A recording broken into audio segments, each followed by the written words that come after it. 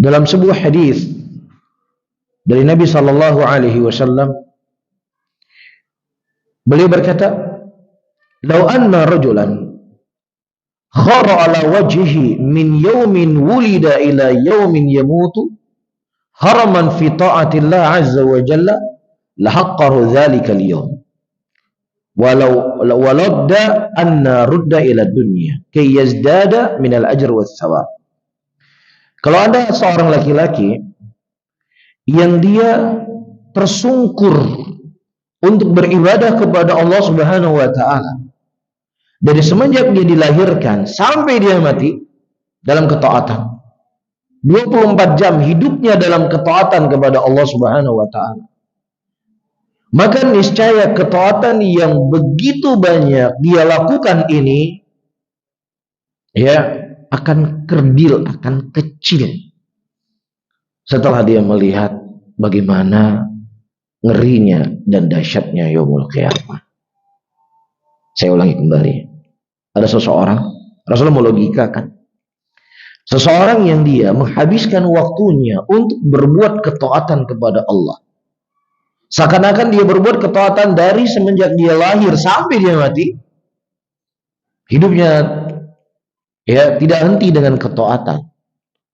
Ketaatan yang begitu banyak ini akan berasa kecil, akan berasa kerdil setelah dia menghadapi dahsyatnya di yaumul qiyamah.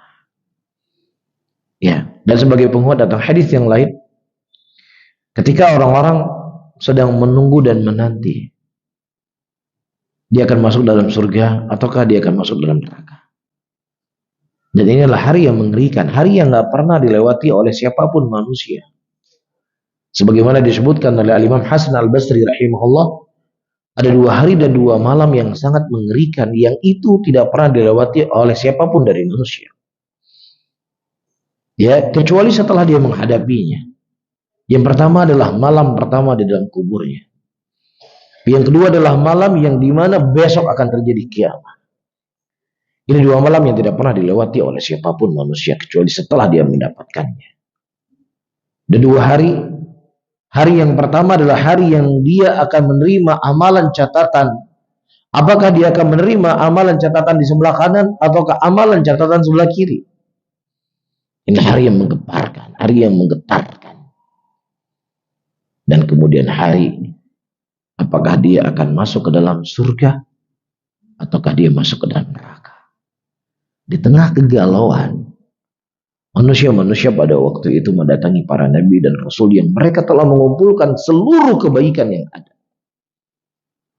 Dan ternyata ketika mereka mendatangi para nabi, memohon kepada para nabi agar mereka berdoa kepada Allah untuk Allah mensegerakan terjadinya hisab.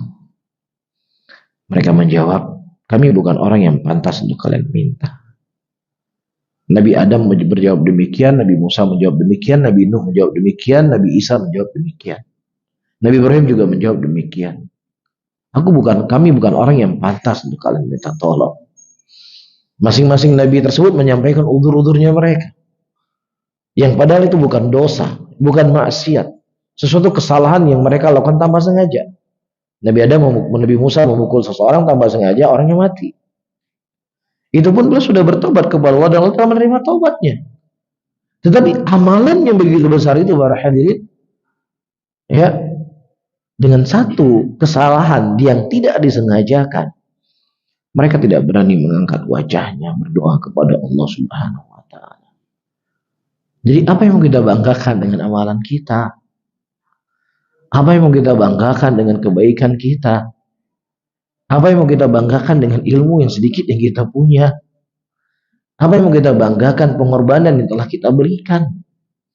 Maka dengan kondisi seperti ini para hadirin dan hadirat, amalan kita, sebanyak apapun amalan kita tidak bisa membeli surganya Allah Subhanahu wa taala.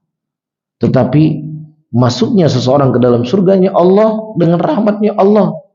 Makanya kita tidak tahu mana amalan-amalan yang kita lakukan ini, yang mungkin itulah amalan yang sedikit, amalan yang kecil, itulah menjadi sebab Allah Subhanahu wa taala memberikan rahmat kepada kita, memasukkan kita ke dalam surganya, dan menjauhkan kita dari nerakanya. Bisa difahami ya?